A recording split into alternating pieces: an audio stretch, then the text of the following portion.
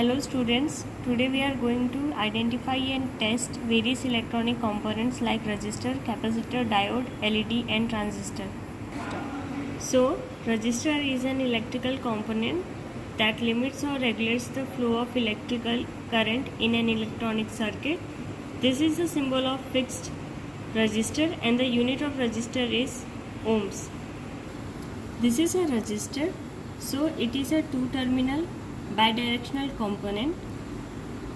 So there are two methods in order to find the value of this resistor. The first one is color code band method and the another one is using digital multimeter. So first of all we will see how to read this resistor value using the color code chart. So a resistor can have 3 bands, 4 bands, 5 bands or 6 bands on it. Accordingly, we need to find the value of the resistance. So if we have got a 3-band resistor, then the first band represents the first significant number of resistor value. The second band represents the second significant number. The third band represents the third significant number that can be observed only in 5th and 6th band. Here it is written the third digit only for 5th and 6th bands.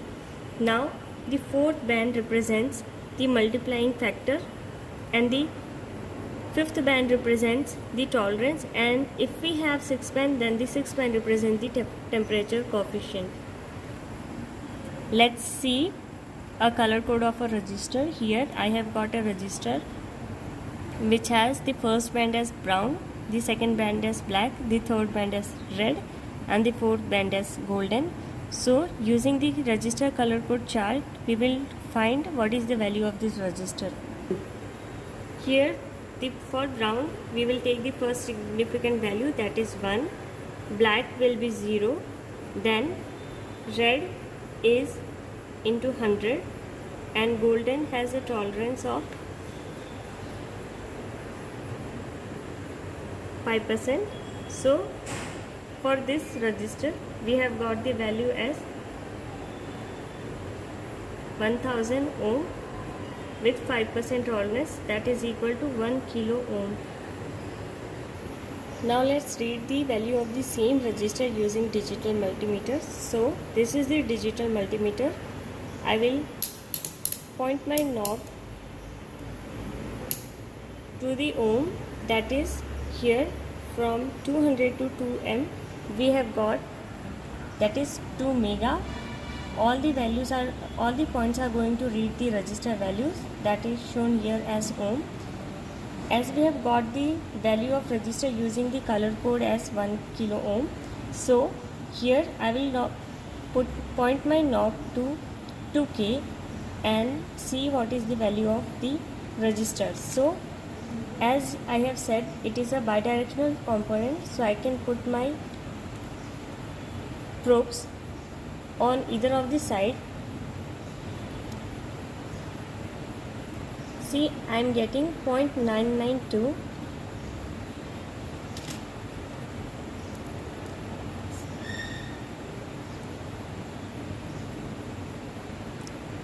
Okay, I am getting 1.008, so I will write it here 1.008 and here it is 2K, so it will be kilo, so which is approximately equal to 1 kilo ohm. A capacitor is a two-terminal electrical device that can store energy in the form of an electric charge. Here we have got two types of capacitor, electrolytic and ceramic. Electrolytic capacitor is polarized and this is the symbol of the electrolytic capacitor and the unit is Faraday. The ceramic capacitor is non-polarized, so the symbol is without the polarity and the unit is Faraday. These are the electrolytic capacitor and these are the ceramic capacitor. This is how a capacitor looks. So here as you can see there is a shorter leg and a longer leg. So the shorter leg is negative terminal as written here and the longer leg is positive terminal. Now also there is a strip on the terminal, that is negative terminal. So This capacitor has a capacitance of 47 microfarad, which is already printed on the body of the capacitor, and a voltage of 400 volt. Here, for an example, I am showing you that this is the shorter leg, this is the longer. So on the shorter leg there is a strip that is lighter in color and it has a negative sign on it. So if ever we get the leg cut downs on the same size, for example if I am getting a same size leg, so in order to find the negative terminal I will have to follow this strip. Here on this capacitor 100 microfarad is the capacitance and the voltage is 50 volt. The another type of electrolytic capacitor which could look like this is, here we have got 200 microfarad capacitance and a voltage of 63 volt.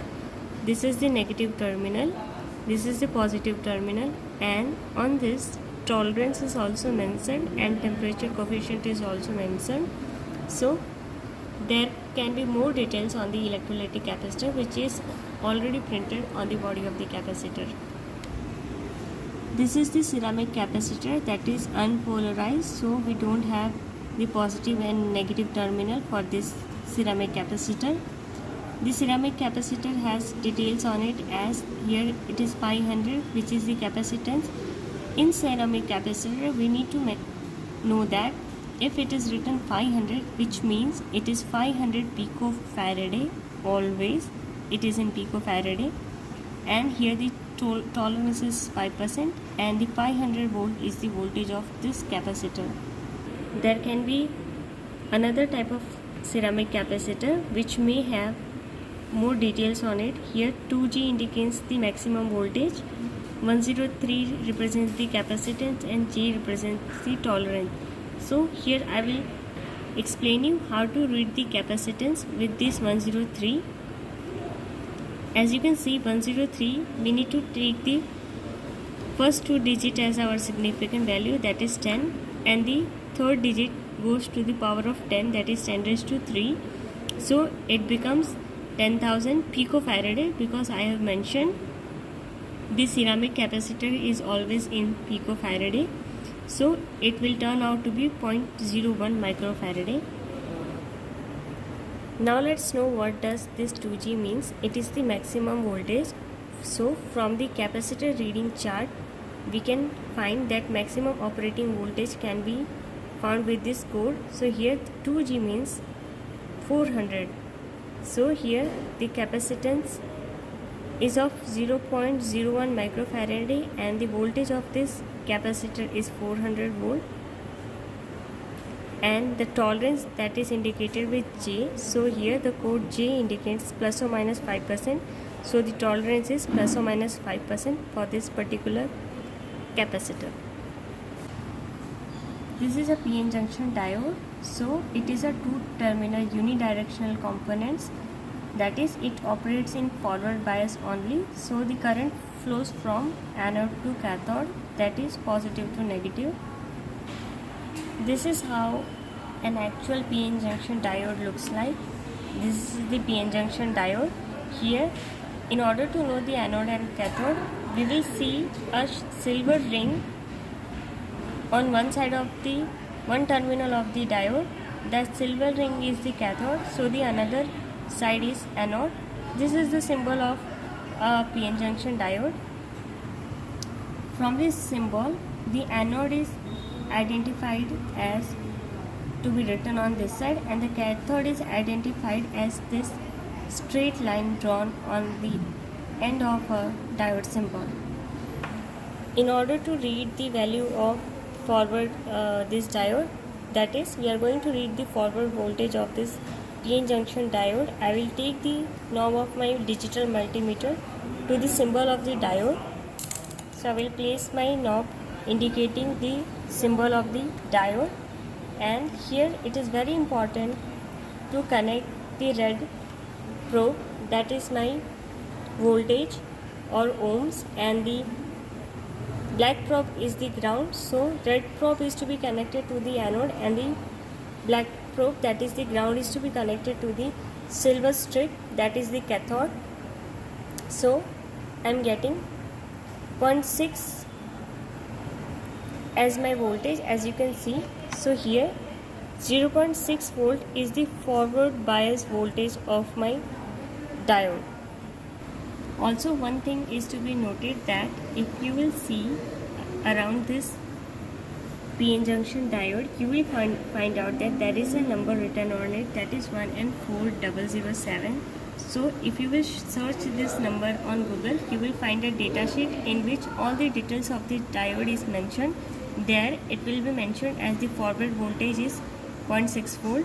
So for silicon we have 0.7 volt as the forward bias voltage, and for germanium we have 0.3 volt as the forward bias voltage. So here we got 0.6 volt forward bias, which indicates that our diode was a silicon doped diode. This is the another type of diode, Zener diode. So here this is how a Zener diode looks like. So the black ring indicates the cathode and the another side of the diode is the anode. This is the physical representation, and the symbol of the diode is like this. Here it is similar to PN junction diode, but these two points indicate that it differentiates the symbol of the Zener diode from normal PN junction diode. Now it is a two-terminal component and it operates in both forward and reverse direction. So if you will see the number on this diode, it is 1N4740A. So if you will search this number on Google, you will find a datasheet in which it will be written that the forward bias voltage of this Zener diode is 0.6 volt and the reverse bias voltage of this Zener diode is 10 volt. This 10 volt is the breakdown voltage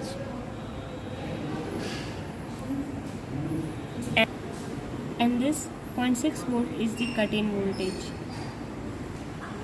This is a LED, which is light emitting diode, a semiconductor device that emits light when current flows through it.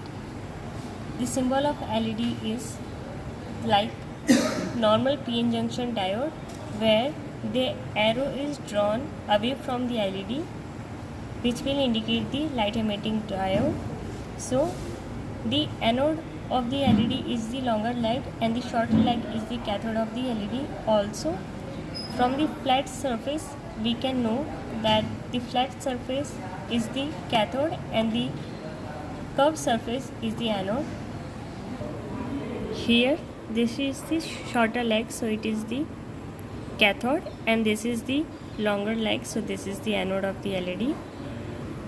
Now from this view you can see that this is the flat surface, that is the cathode, and the round surface, that is the anode of this LED.